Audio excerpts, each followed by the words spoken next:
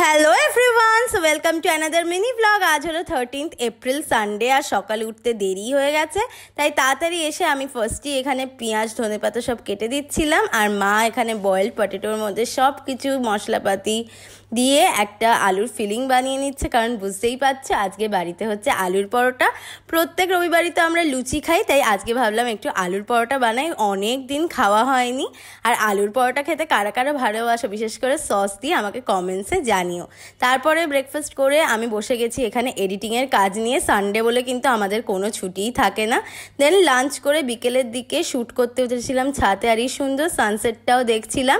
আর তার সাথে আমি আর মা একটা প্রাণ লিচি ড্রিঙ্কসও খেয়ে নিলাম, যেটা তো আমাদের খুবই ফেভারিট। রাতের দিকে আবার রেডি হয়ে নিয়েছি, কারণ সানডে স্পেশাল। আজকে আমি আর মা যাচ্ছি ডিনার ডেটে। হ্যাঁ, বাবা যায়নি, কারণ বাবার অন্য জায়গায় একটা ইনভিটেশন ছিল।